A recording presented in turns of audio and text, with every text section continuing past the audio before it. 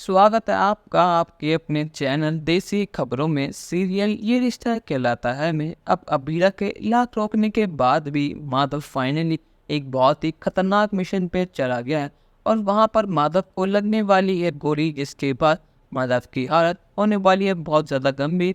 अब यहाँ पर माधव जिंदगी और मौत के बीच एक जंग लड़ रहा है और जब ये खबर सीधे पहुंचती है पोता निवासियों के पास तो उन सभी के तो पैर तो ऐसे में खिसक जाती है। उनको यकीन नहीं होता कि उनके माधव को गोली लग चुकी है और उसकी हालत बहुत ज़्यादा खराब है।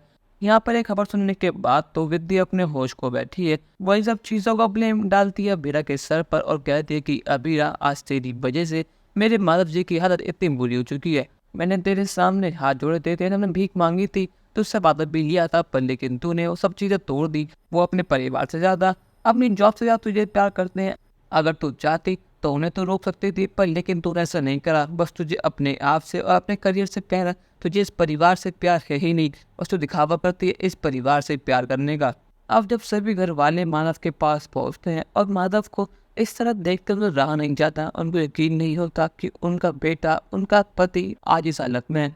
और वहीं दूसरी तरफ माधव का एहसास हो चुका है कि उसके पास बस कुछ चंद पल ही बचे हैं जिंदगी जीने के लिए। अब बस यही कुछ पल है जो उन्हें परिवार संग वो जिया जाता है। पर लेकिन यहाँ पर माधव जाते जाते एक बड़ा खुलासा करने वाला है और सभी घर वालों के सामने अब ये खुलासा करने वाला है कि अरमान अबीरा का डिवोर्स अब तक हुआ ही नहीं है, वो डिवोर्स फाइनल हुआ ही नहीं है। यहाँ पर माधव सभी घर वालों को अपने पास बुलाता है।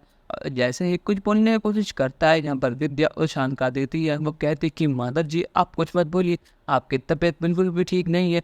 माधव कहता है कि विद्या, मुझे बोलने दो, अगर आज मैं नहीं बोला तो ये राज राज ही रह जाएगा। वो कहता है कि अरमान अबीरा का डिवोर्स अब तक हुआ ही नहीं है। संजय ने मुझसे आपको तो झूठ बोला है, कोर्ट ने अब तक वो डिवोर्स फाइनल करा ही नहीं है। और ये सुनने के बाद तो सभी घर वालों को शौक लग जाता है। पर लेकिन इतना कहने के बाद माधव अपनी आंखें सांस लेता है और अब माधव हम सबको छोड़कर, इस दुनिया को छोड़कर जा चुका है। और इसकी याद में अब विद्या पागल होने वाली है और सारा ब्लेम आने वाला है अबीरा के ऊपर। और अबीरा भी कहीं न कहीं इन सब चीज़ों को जिम्मेदार अपने आप को ठहराती है, क्योंकि अगर वो उनको उस समय रोक लेती तो आज ये शायद होता ही नहीं, आज उसके पापा यानी माधव जिंदा होते।